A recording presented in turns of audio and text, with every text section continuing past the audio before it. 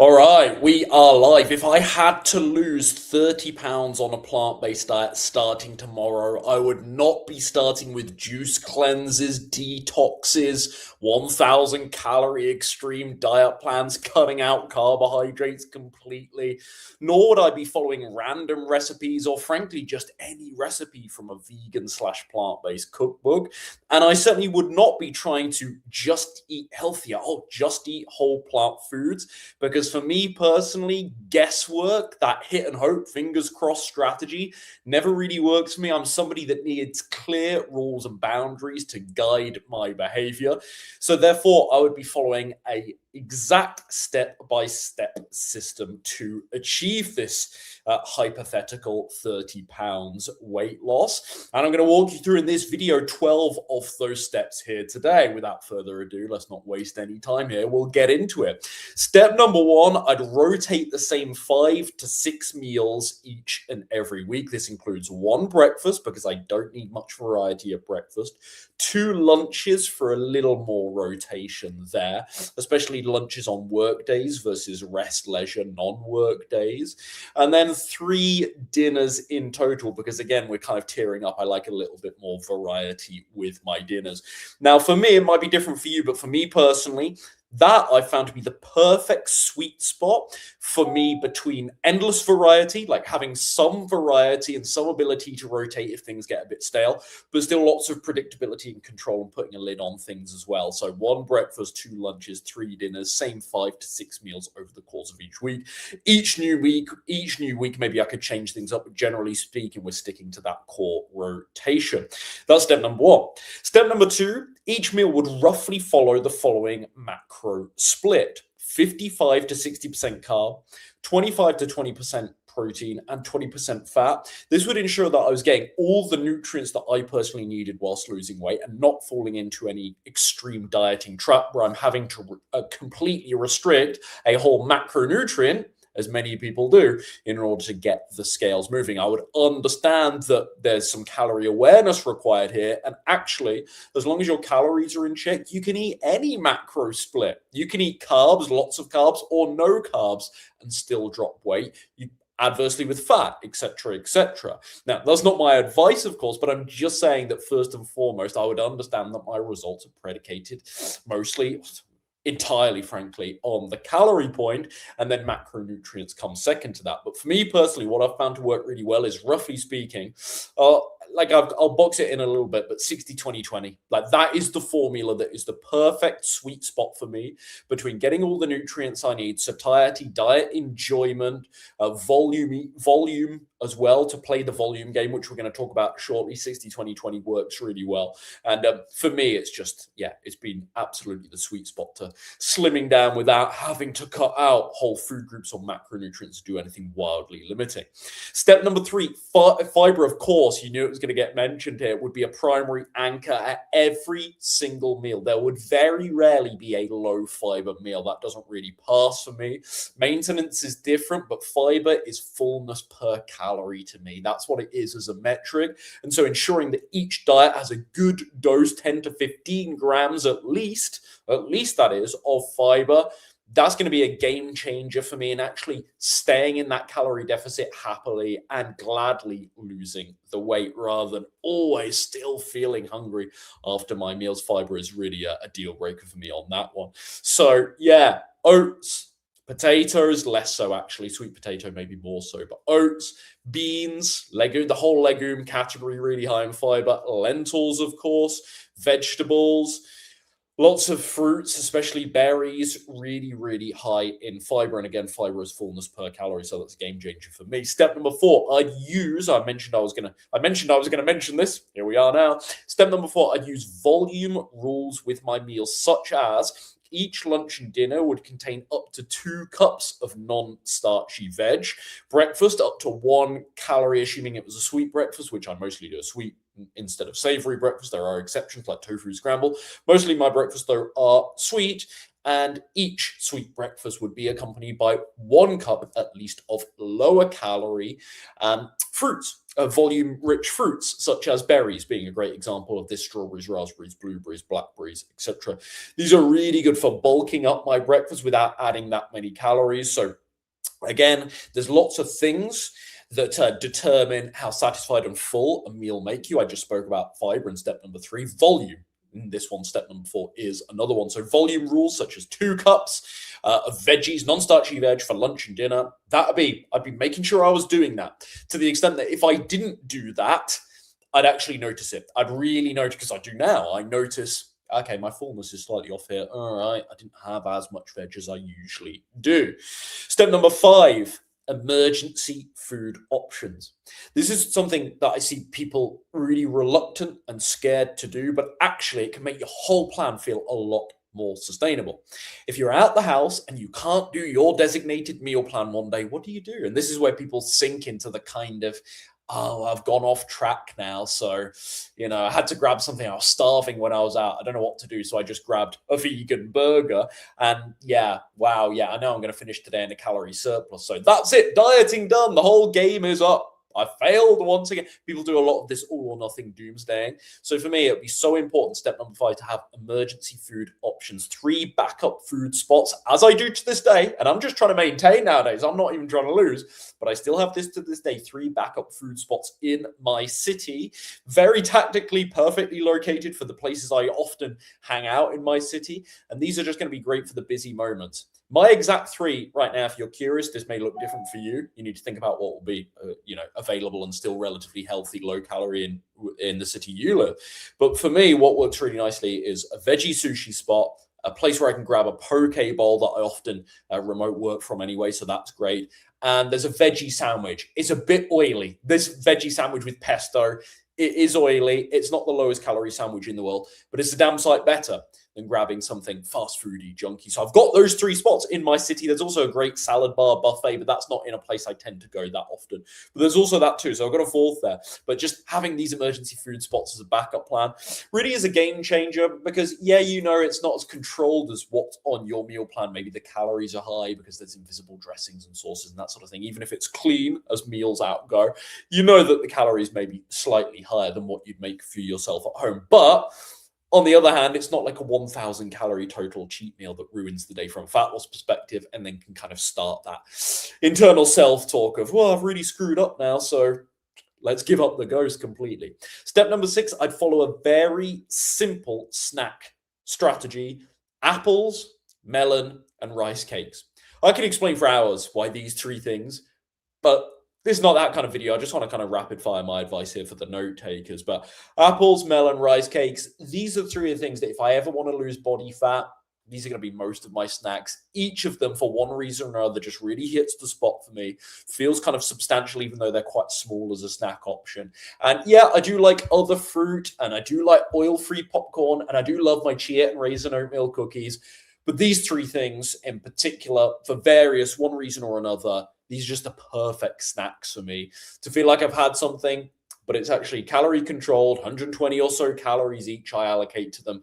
And it really does hit the spot. And just it's not hours and hours of fullness off the back of one pink lady apple, but it just carries me over to the next meal quite nicely. Buys me some time. That's how I think about snacks. I've got to buy myself some time so I don't get really, really hungry, hit that big hunger weak point, and then do something absolutely wild, because I want something really calorie rich at that point because I'm so starving. But here's the catch with step number 6 with the snacks.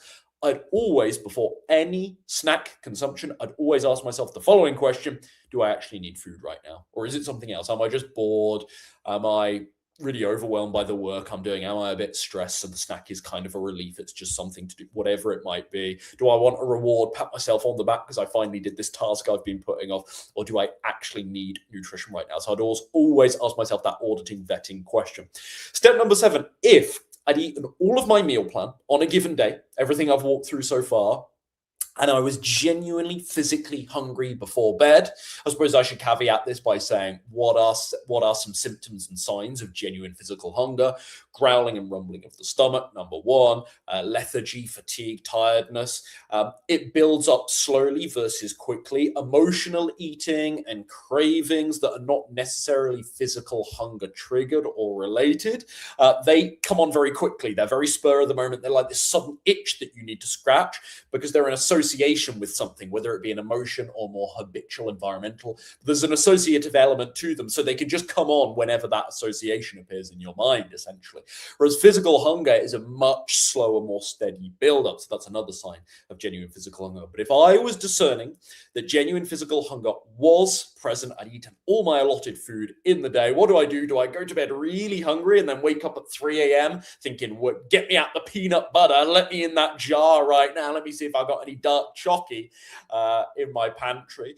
No, actually, I'd focus on one of these lower risk emergency food options. My cucumber churros that I spoke about really recently, but sliced cucumber, red bell pepper, a couple of cherry tomatoes, or what's the other thing I love for this? Pickles, like gherkins, gurka. I just love munching on a few pickles because all of these things, they're so low calorie, really high water content, lots of volume. So the risk of overeating on these things, or these things taking you out of that calorie deficit into maintenance, into a surplus, and therefore ruining, quote unquote, the day of fat loss, is really limited. It is possible. You can eat so many cherry tomatoes that it's hundreds of calories worth. Yes, that is possible, but obviously that's harder than with nut butter or rice or even potatoes or legumes, having some more of those things. So yeah, those would be the lower risk options in an emergency if I was still hungry. Step number 8, beverages then. I would do water. I love my herbal teas, especially ginger tea right now, but all the herbal teas. So green tea is a bit boring, admittedly, but jasmine tea, fennel, peppermint, etc. There's so many things you can find just to mix it up when it gets boring. So herbal teas I like. Black coffee, which I got into last year unexpectedly, but a black coffee every now and again. And so my goal with the beverages is I want to eliminate liquid calories as best as I can. I'm not somebody that's like, oh, all liquid calories are bad and liquid calories are inherently fattening. I'm not like that. But I do believe that for me personally, the chew factor is a really big deal. Chewing my food is really psychologically very important for me to reach a decent level of satiety. And on that finite amount of calories in the weight loss phase, for me, it's going to be more wise most of the time to spend, that's how I think about it, quote unquote, spend my calorie allowance on genuine whole foods that have that chew factor and provide, therefore, subsequently the most satisfaction. I still believe you can make a really good smoothie. I actually like juices myself. I'm not opposed to every now and again having, but like I say, mostly I just have a black Americano, but I'm not opposed to having like a splash of oat milk sometimes in my coffee every now. I mean, I do this once every 2 weeks, perhaps I do this, but most of the time I want to be spending, again, my calories on whole foods. Is the point I'm trying to make. I'm going in circles. So yeah, I want to eliminate liquid calories for the most part, but at the same time, I want to do it without being super restrictive to the extent that I'm just like water only policy. So yeah, again, that's where black coffee, I know it's nothing crazy, or herbal teas, they just provide a different outlet.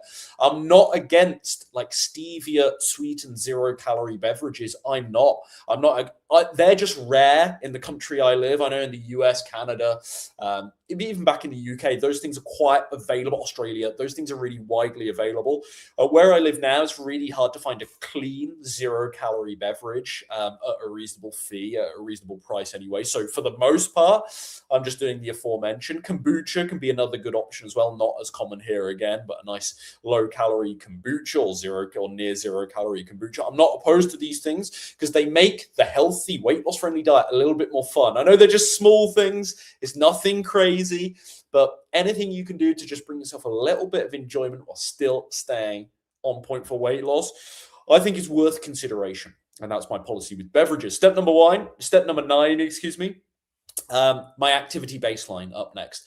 I'd target 8 to 10,000 steps per day, but I actually wouldn't micromanage it. And that's why I give a step range and not a step target. And I've talked about this before, so I won't double explain. I won't repeat myself. But I like the idea of having a range, and I don't grill myself if I'm at the lower end of that range. For me, that's really easy because I live in a moderate sized European city where even if I take the tram all the time, I end up getting loads, thousands and thousands of steps really quite easily in my city anyway. Winter is maybe slightly challenging because we dip into the minus numbers and get, huge dumpings of snow intermittently through the winter, but sun's coming out again now, so that's quite nice, and my step count just naturally goes up. But generally for me, 8 to 10k range, that's really nicely works really nicely. I might increase if there was a plateau, but I say might because I could just do a calorie reduction with the food and that might have the same effect as well. But generally speaking, 8 to 10k range, that is the activity baseline for me. Anything else, like any sport I play on top, so as many of you know, I like tennis, I like lifting some weights, any of those things, they would just be, in my mind, just the cherry on the cake. They'd be a little bonus. I wouldn't make them part of my mandatory plan. Don't get me wrong, they're part of my mandatory plan now. But again, this hypothetical situation, if I'm 30 pounds heavier than I am today, I'm starting over, I'm starting as a beginner. Like, I want this low-hanging fruit mentality.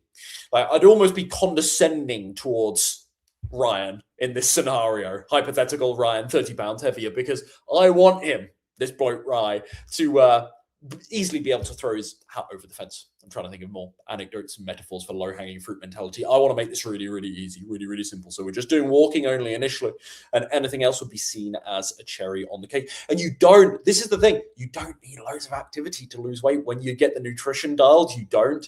And actually, we've all heard, phrases such as you can't outwork a bad diet. Like, that is all, generally speaking, broadly very, very true. And I agree with it also. If the nutrition is on point, you don't need to do loads and loads of exercise. And actually, many of the people that are doing loads and loads of exercise is to compensate for some messy food choices and overeating. So this would be my activity baseline and my game plan for the movement. Step number 10, we say yes. Would you believe?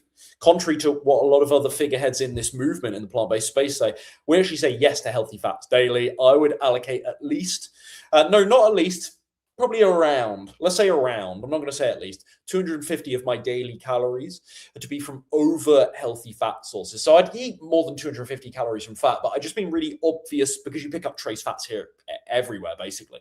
But, or lots of foods, not everywhere.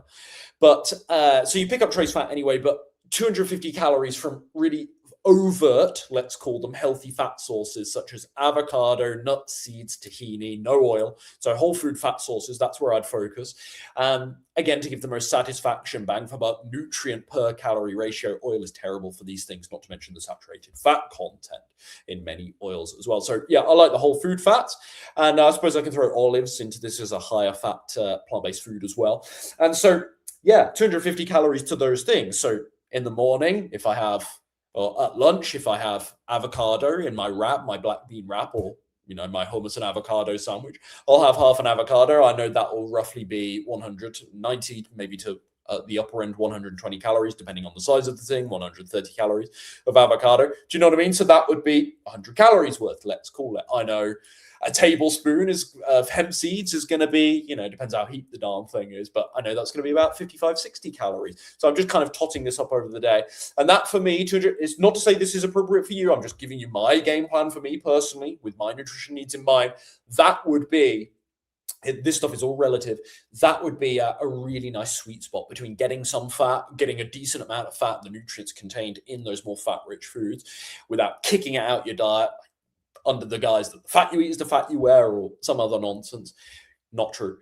You've heard me. You've heard me debunk that one. You've heard my take on that one before. I don't believe the fat you eat is the fat you wear. This is how you do it, right? This is how you eat each macronutrient and food group and still drop weight at the same time, just being in a calorie deficit. Like, that's how you do it. You keep a lid on it. So you don't say eat as much healthy fat as you want because it's healthy. So nuts, seeds, trail mix, nut butter, as much avocado as you like. No, we still have rules for this stuff, and this is one of my rules: 250 calories. Anyway, blah, blah, blah. I'm going on and on. I don't need to recap. But yes to healthy fats, but it's controlled. There's a lid on it, is the point I'm trying to make. That's the theme with a lot of this stuff. This is how you have a varied, balanced plant-based diet which really lends itself well to enjoying your nutrition, getting all the nutrients you need rather than like any super extreme restriction where the carbs are gone, the fat is gone, etc., etc. This is how you do it. Have a really varied diet, but not get too carried away and the calories creep up and up and up. And actually, you got a really good diet on paper, but actually it's not working from a weight loss perspective because you're still overeating. Because yeah, if you didn't know, reality check, healthy foods, I'm sure you do, but healthy foods still contain calories as well. Step 11, I'd be really cautious. Here's something I would be really cautious with, though. So even though we have the healthy fats, I'd personally be really cautious with dried fruit.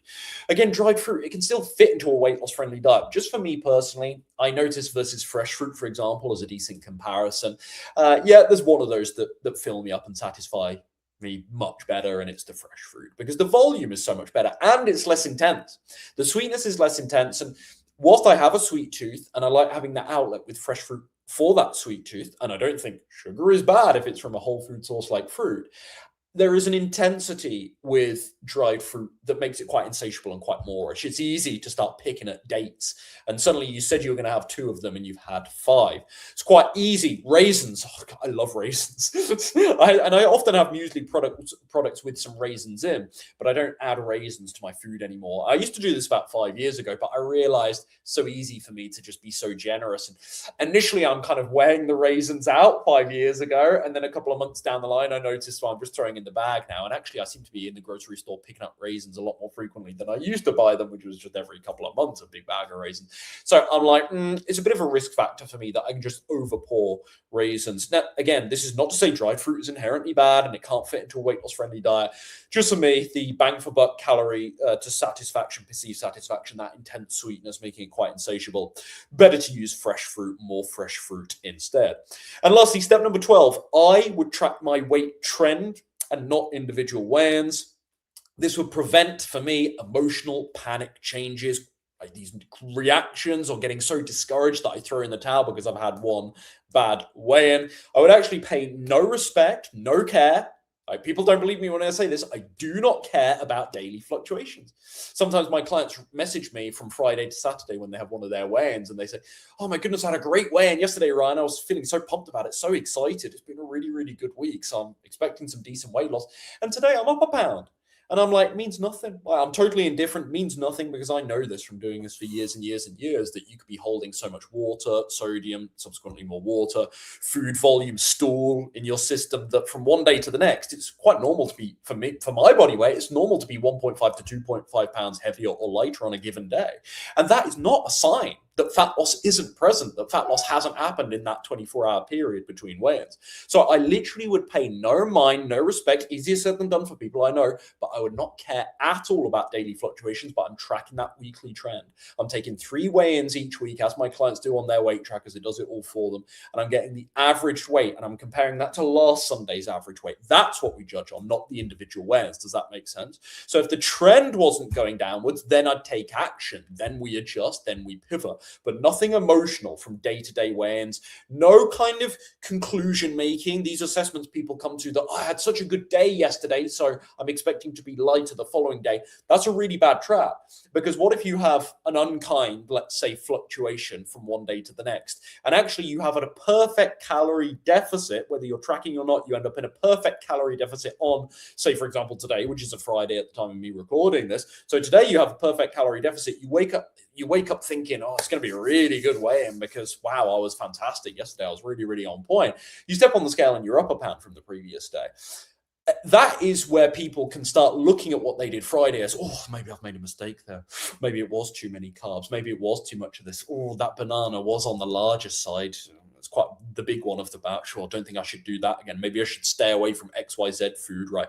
So people start making all these false conclusions. It's so hard to gauge fat loss on one given day. Remember, the amount of body fat you lose in a 24-hour period, it is nothing compared to your overall body mass. It is nothing. So the idea that you would expect to see that day to day, calm down with that stuff. Respectfully, calm down with that stuff. So Step number 12, really importantly, to string all of this together, I track my weight trend, not individual weigh-ins, and I understand that fluctuations are part of this process and they're not automatically an alarm bell. Here's a bonus one to finish on, step number 13, and this is my sustainability rule. Of course, you've heard me talk about this many, many times, but here it is. The moment that anything felt too harsh, too severe, too restrictive for me, and I'd have to be honest about that, sometimes we say things are too hard and too restrictive as an excuse to quit and grab that chocolate cake, but honestly, if I felt it was too harsh, too restrictive, I'm feeling fatigued, I'm feeling that I'm battling genuine physical. I mean, you're always going to be a little bit hungry in a weight loss phase, but I feel that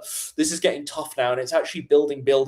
I'm suppressing a very difficult amount of genuine hunger to suppress it.